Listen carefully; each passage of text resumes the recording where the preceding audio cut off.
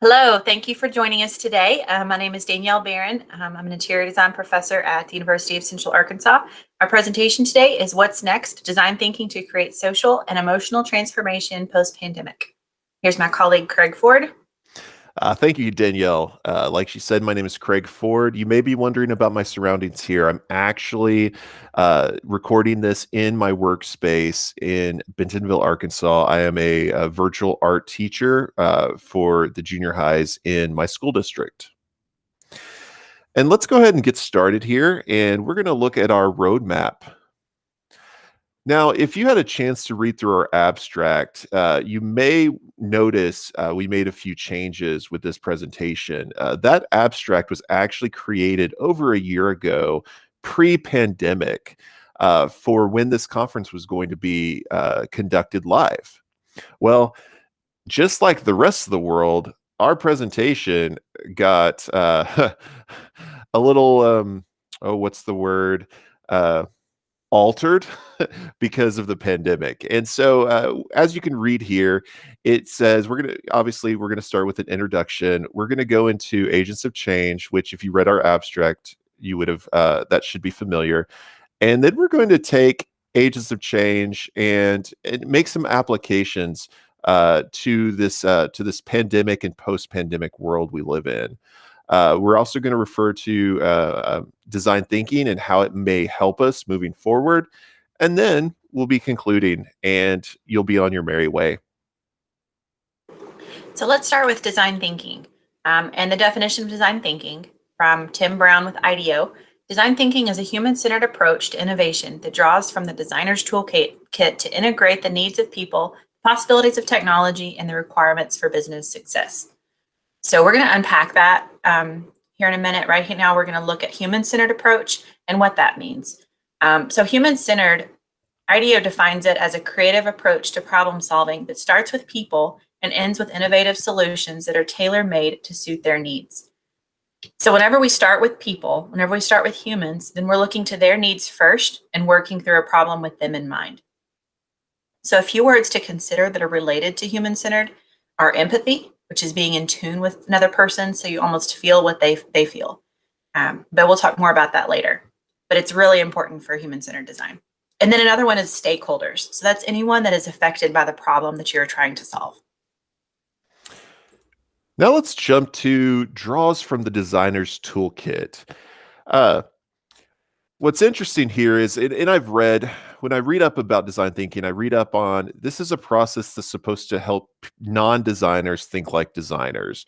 And pretty much what that means is it's that intuitive process of the artist and the designer, such as trial and error or iteration, empathy, like Danielle said, even like principles of design such as balance and contrast and emphasis. And it's taking those things that you would normally hear about or experience in an art class, a visual art class, or a graphic design class, but it's taking those and putting those into these real world situations that people and organizations face. So let me just pause there and talk about what I do in my classroom. So I teach 7th and 8th graders, and I teach visual art. And here you see a my model for the artistic process: inspiration, percolation, preparation, creation, reflection.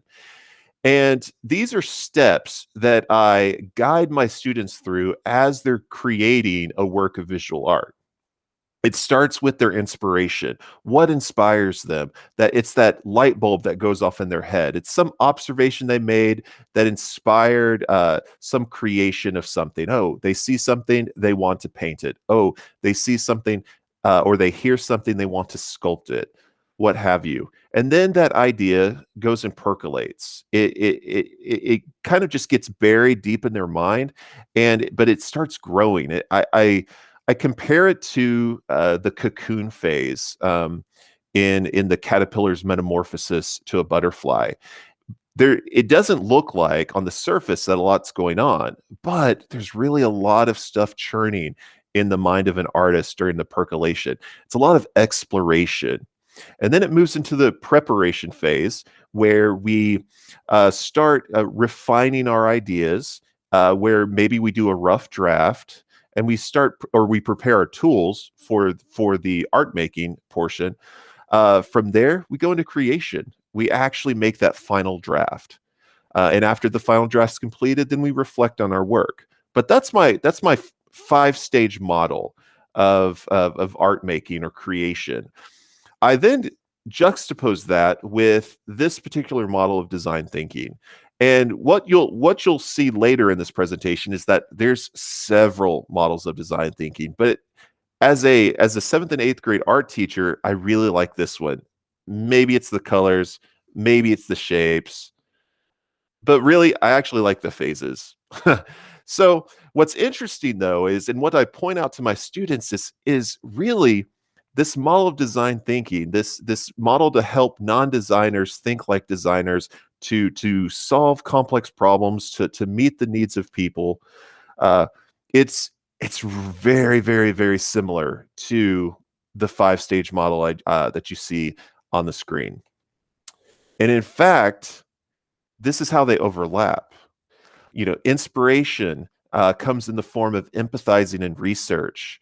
Percolation comes in the form of defining and ideation. And then preparation comes with modeling or prototyping and testing and evaluating. And then that publish and produce, that's creation and reflection right there. And so you can see that this truly takes from the designer's toolkit. Design thinking pulls from the designer's toolkit that artistic process that visual artists, designers go through, and it applies it to real world issues. And then in my interior design classes that I teach at UCA, we're a little more, it's upper level studio classes in college juniors. And we have a process for interior design that goes through programming, schematics, design development, and then installation, which we don't do at a college level. But the first day of class, I always go through what a design thinker is. And we talk about empathy, intuition, imagination, and being idealistic. And then this quote from Simon: anyone who tries to improve a situation as a designer is great. So we relate design thinking to interior design and how those two work together to complete the interior design process. So then we're going to look at the possibilities of technology. So it's really important to acknowledge the opportunities that modern technology has brought us, especially over this last year with e-learning and the pandemic and all these tools that were there, thankfully, but they just hadn't been developed to their full potential yet. And so last March, when everything shut down and we were forced to go online, we were all rushing around trying to figure out how to finish out the semester. And I was trying to teach my students the software that we use, which is very difficult when they don't have a computer with the software on it. So I made lots of videos, hundreds of videos, to show the software and different problem solving things to go through it. Then Zoom had just kind of become the big software to use, and they didn't have a good screen sharing element at that time. My students could screen share, but I couldn't take over their computers yet.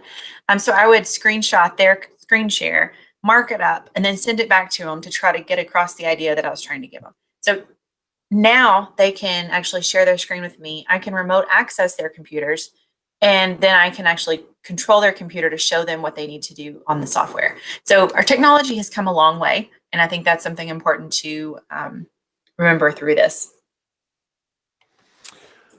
All right, and so I think the thing to remember here with design thinking, not only being a human-centered approach, it takes on components of the designer's toolkit. It meets the needs of the people. It encompasses or utilizes current technology, but it's all really for the requirements for the business or the organization using its success. And we can interchange business with organization. In fact, mine and Danielle's master's program that we were in together really wanted us to focus design thinking to help nonprofits. And so it's not just the success of a business like Apple or Google or Amazon. It's also for your nonprofits really tackling crucial issues that help communities. And when it comes to, I mean, we all understand what brings the business or an organization success, right? We want to use design thinking, uh, within the expectations of the business or the organization, within the limits or constraints, and we want to make sure that we take into consideration whenever we're designing, like the guiding principles, like the vision and the mission of the organization. They All of those things have to be considered as designers, as teams within your company or organization utilize design thinking. So thank you for hearing that definition. I want to present a different definition though too. This is something that Danielle and I kind of summarized, put together, and it's this: design thinking is the intuitive process of the designer put into quantifiable, intentional, and attainable terms with humans as end users. And so when you read this and compare it to maybe Tim Brown's definition or maybe other definitions that you encounter, this may make a little more sense. So now we're going to look at one of the big things, keywords in design thinking, and that's the wicked problem. And a wicked problem is where you start with design thinking. You are trying to you find a problem that is so persistent, persuasive, pervasive, slippery, they seem insolvable. So they're not very tame, like problems found in math class or cost accounting. They tend to shift disconcertingly with every attempt to solve them. And the solutions are never right or wrong, they're just better. So we're always looking for something that's just better. Hopefully, not worse. We're looking for better here. And then another key word or key phrase that we hear in design thinking is the how might we question. We always do HMW. And that turns the problems you see into opportunities for design. They are narrow enough to help for helpful boundaries, but they're broad enough to include a wide range of solutions. Um, but they definitely turn the problems that you see into opportunities for design. And then if you didn't guess, they always start with how might we. That's why it's called a how might we question. Now, like I teased before, if you were to do some research and look at design thinking, if you were just to do a simple Google search or an image search, you would see something like this. There's what surprised me whenever I entered our graduate program is just the huge unknown world of design and design thinking. And you can see here there are several models here. And how does a group or organization who is facing wicked problems, which how do you know which model to use, and do these models even really make sense? For one, all of these models that we see here are linear, and the reality is that design thinking, I mean, if you've ever done any kind of like visual art or ceramics or anything, you know that your process isn't necessarily linear. And so it got me thinking, got Danielle thinking, and we said, you know what, we need a different visual model, and we came up with this. And what you're seeing here is kind of like an atom. um, I love the animation here. I love what you're seeing because what this is it's like an atom that has empathy at its core, and then it has uh all these little like electrons, so to speak, revolving around it and through it. And those are the aspects, those are the process of design thinking, because empathy is really at the core of the process. And so before I get into all the little electron doodads, let me talk about empathy. Well, Empathy is feeling with someone else. It's sensing what it would be like to be that person. And I like to say that it's an immersion into the experience of others. I remember from our graduate days, we would do these immersive activities where, let's say, we were working on some sort of working on the problem of people who have some sort of leg disability. I remember having to strap on a brace and a splint to immobilize one of my legs, and then operate for 24 hours with that immobilization, and that helped me understand, to a degree, to a small degree, I would say, of what life was like for someone who had that kind of a disability. And now, like I said before, let's talk about those little flashes, running around the empathy nucleus here. We've got define, we've got ideate, we've got prototype, we've got test, and those things are those processes that we alluded to, or I alluded to earlier, that designers go through, similar to the artistic process I mentioned, but very much not as, and it's not as elaborate as the other model that I shared, but this is pretty much a concise definition of design thinking, of its process. And what I love about this model, I can't say this enough, is that all of those phases just, revolve in and out, in and out, in and out of empathy. And oftentimes they're repeated, or what we like to call iteration. Which brings us to iteration. So why iteration?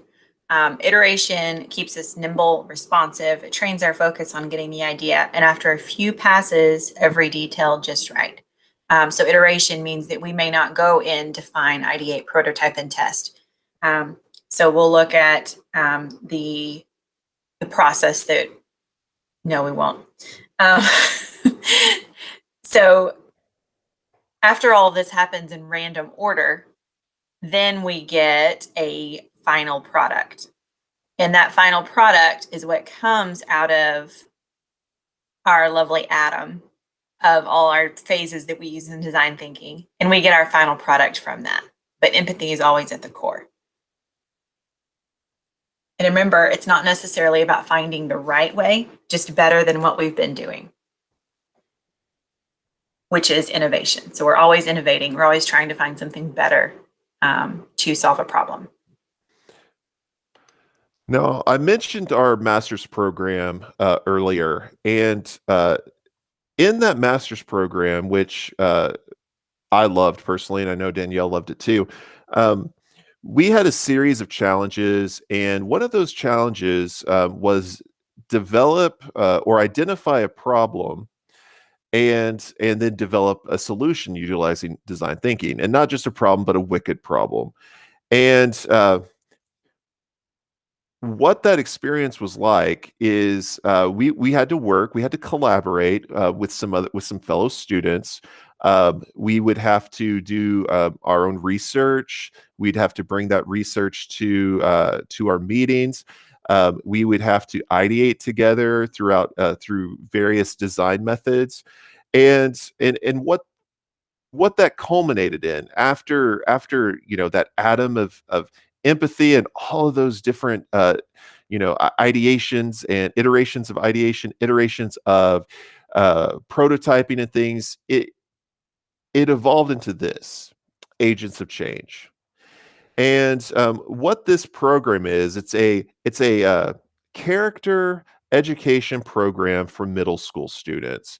It has a theme of secret agents, and it's pretty much at its core, it's utilizing or recruiting high school students to mentor middle school students, and give them missions and tasks that help them develop their character.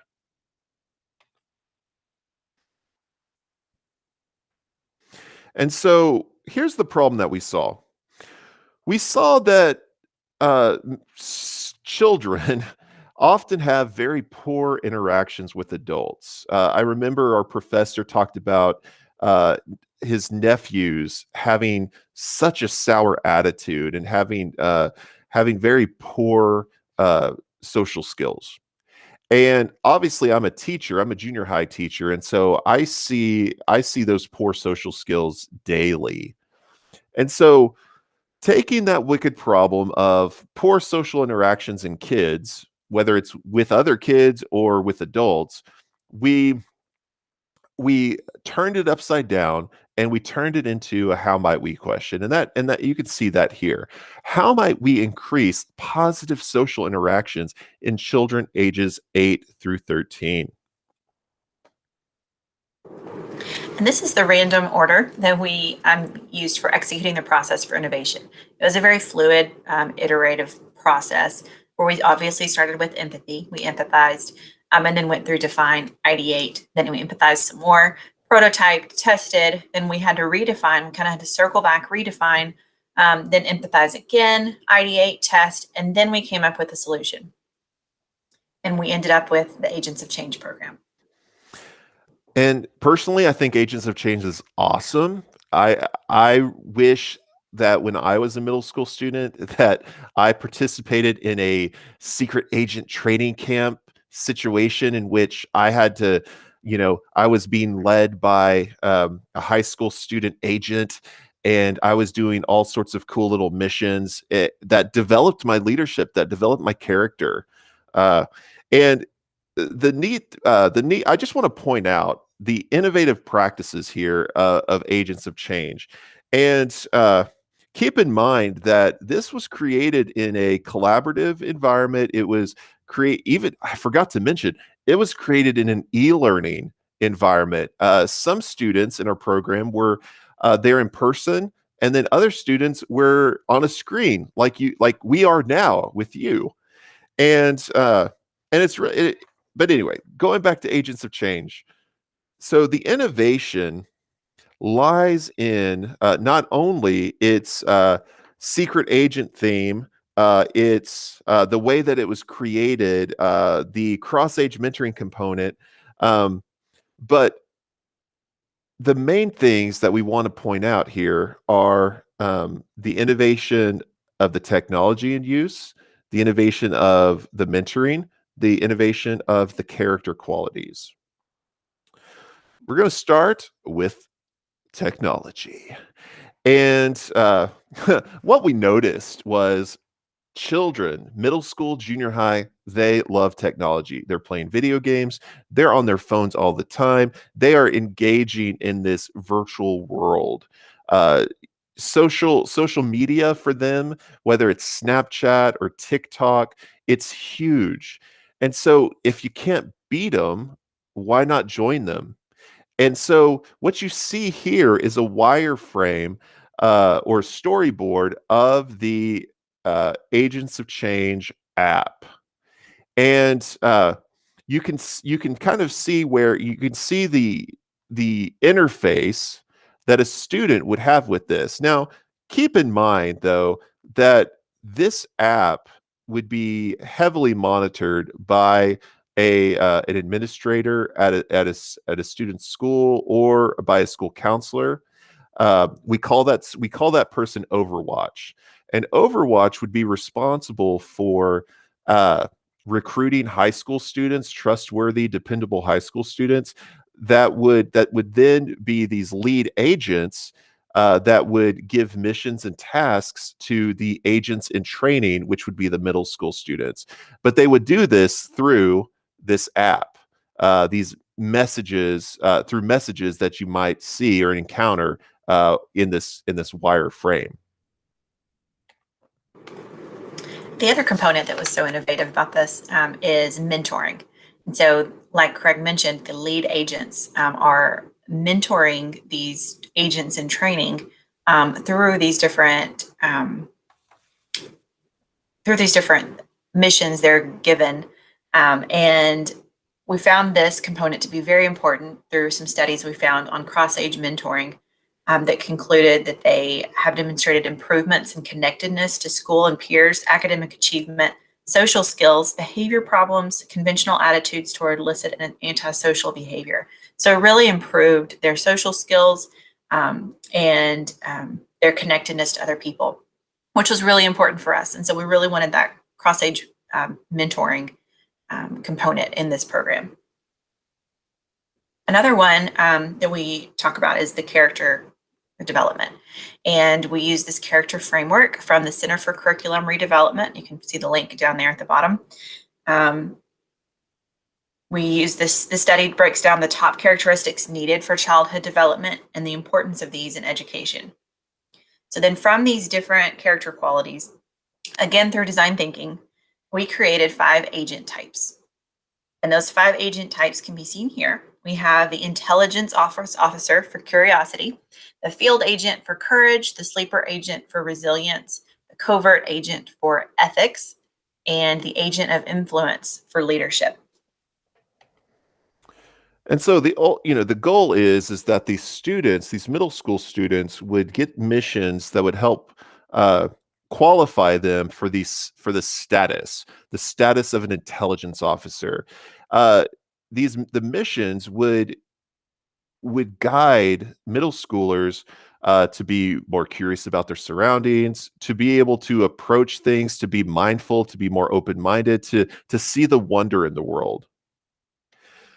Furthermore, there would be missions that would help them gain the status of field agent, which this agent is develop their courage and helps them kind of maybe overcome their fears, maybe being willing to take age appropriate risks like speaking in public. And then the sleeper agent status would encourage resilience by promoting full participation in events and in everything they do, just give it their all and really encourage that. And then a covert agent encourages ethics by promoting inclusivity and helping others feel important and needed in the school and community. And then lastly, the agent of influence. This would just provide missions and move the students to really push themselves, to not settle for mediocrity in what they do, but really achieve highly with excellence, with creativity in whatever they're passionately pursuing.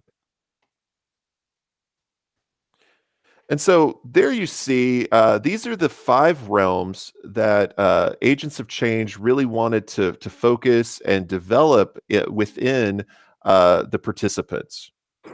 Uh, Keep in mind, this program was designed in 2017.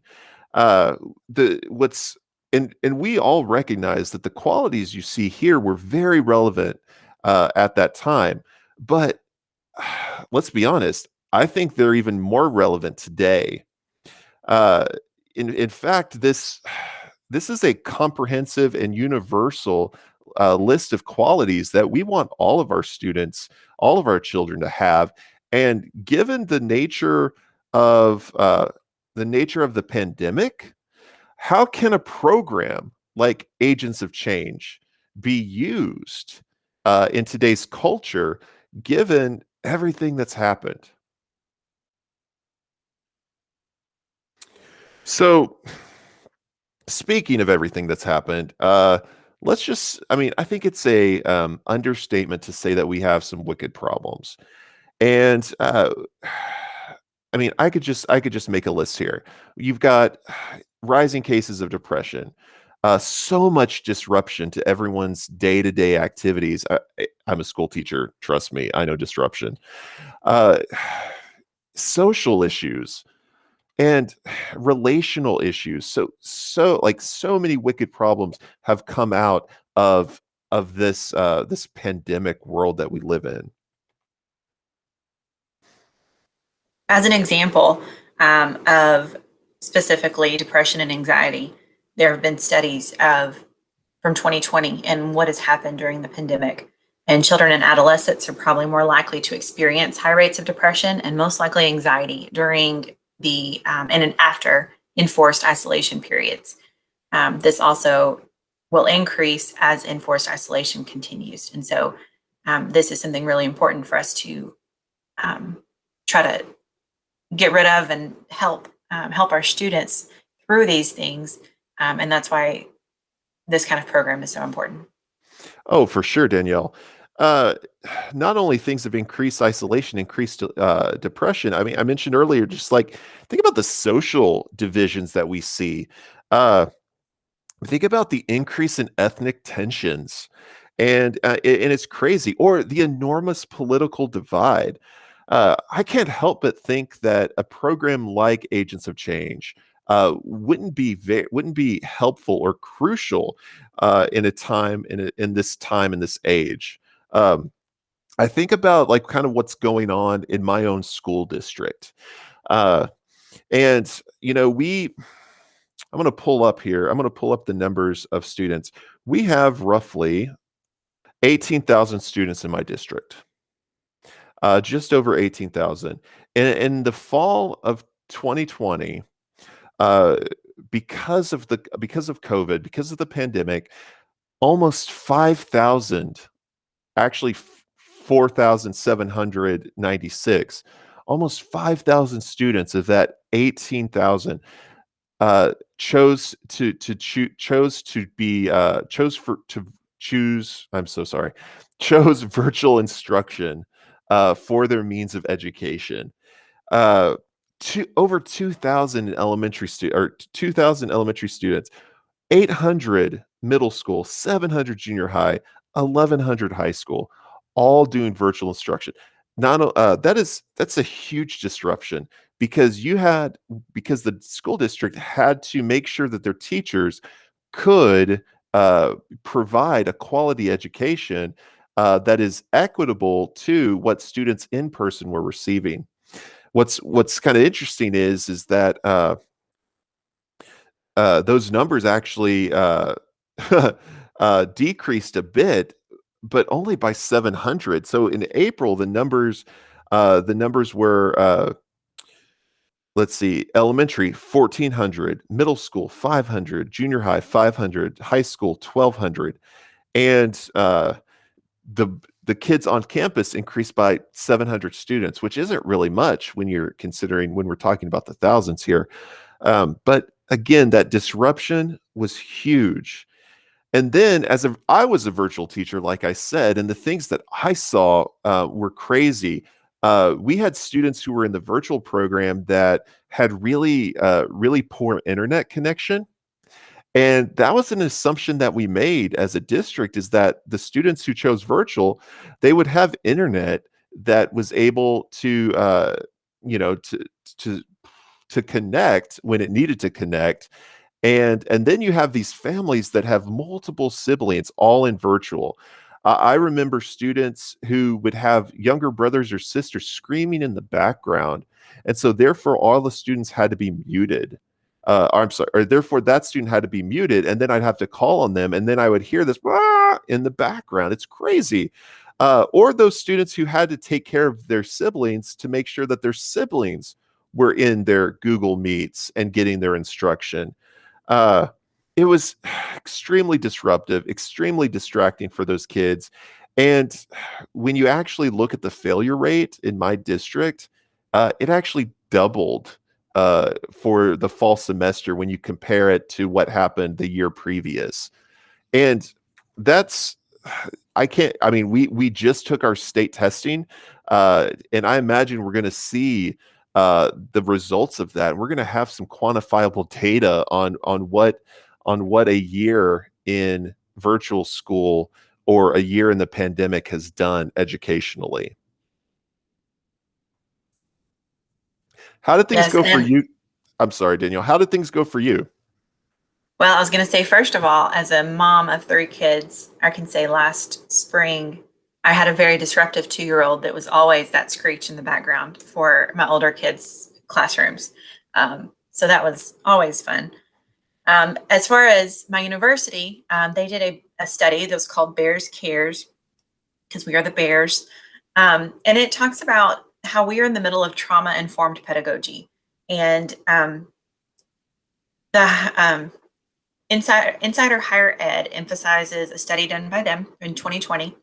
The brain struggles to form long-term memories when confronted with trauma. So brain fog is common and students really struggle to focus. So we're trying to teach through this trauma that everyone is feeling. And so students are dropping classes. They're mentally in a bad place. They can't focus. There's that brain fog component. Um, there's an overwhelming number of emails. I mean, even from on my end. And then I can't imagine the students getting emails from all their professors reminding them of these things, and they can't keep up with all of these. Many students have lost their, can't keep up with the emails. And there's a big lack of motivation. Like, well, why should I get out of bed? Why can't I just do school in my bed all day? Which totally doesn't, that doesn't help you get your work done. And then there's the isolation in classes. So we've had in my classes, I've had about half and half. Two of my classes are fully online and two have been hybrid. So the hybrid classes, there's the option to come to class and stay socially distant. And then there's the option to participate virtually. Most students participate virtually. Do not have very many come to class. But then they don't know their classmates. They don't get to know their classmates. And they feel intimidated by the teacher because it's just virtual. They don't get to know them. We don't have those before class and after class conversations like we normally do, where I get to know them and find out their hobbies and what they like to do on the weekend. We're so isolated through this. And one thing from the study that came out of it is, after your Zoom meetings, start breakout rooms and have your students join breakout rooms so that they can get to know each other.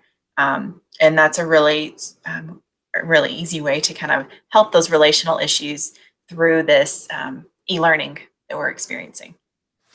And you know what? Danielle, we didn't even address the health issues involved with the pandemic and the wicked problems that arise from that. These students are experiencing so much fear, and they're having relatives, maybe in their own homes, that are spending weeks in the hospital. And so again, I can't stress enough just how wicked the problems that we're going to be facing, that are now just forming. But once we are post pandemic, what are we going to do? And so that brings us, we need to flip that. We need to flip that into, and how might we question? And so how might we as educators solve the wicked problems post pandemic, from the pandemic? So when I think of this, I remember that, well, our country's faced a lot, and there have actually been a lot of studies on widespread trauma. What about studies involving 9/11, or studies involving Hurricane Katrina? I'm reminded of a study from 9/11 that where they saw a rise in ethnic tensions. We're seeing that now. We're seeing that with our Asian community, a rise in ethnic tension. So I think as we approach these wicked problems, I think it's important to look at what's worked before. And then we also need to continue to look forward and design our way to the future through design thinking and human-centered design. And we can't forget collaboration, or the importance of collaboration. Uh, it's honestly, collaboration is essential to design thinking. Design thinking works best within a group of people who have a shared vision, a collective commitment, and who are willing to work through the hard process of defining and ideating and prototyping and testing, and then to come up with a final product that's, you know not necessarily the best solution they can find, but something better than what we have. And then the pandemic did not halt the advancement of technology. If anything, it increased it. We have platforms like Zoom and Hangouts. We use Miro a lot, however you say it. Screen sharing, remote access, annotation of other screens. Let's keep using that. Let's use it. All these things have been enhanced and perfected to promote collaboration and design thinking. This is so important. And speaking of technology, we want to offer you a link here. Utilize your device and follow this QR code. This will take you to an educator toolkit developed by a company named IDEO. They're they're kind of the what we would consider the experts on design thinking.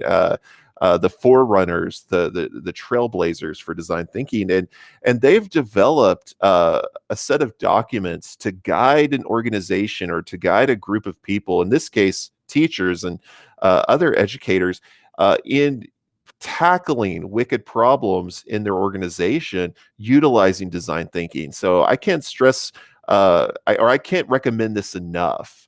If you are wanting some sort of guidance in design thinking. We also want to leave you with this quote by Tim Brown.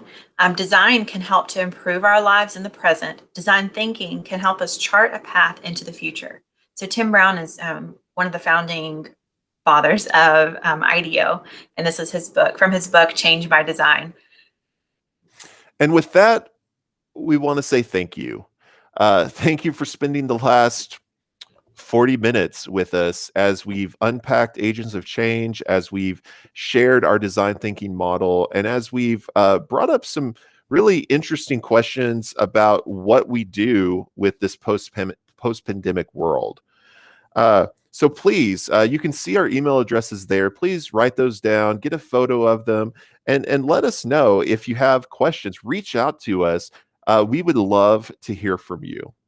So thank you.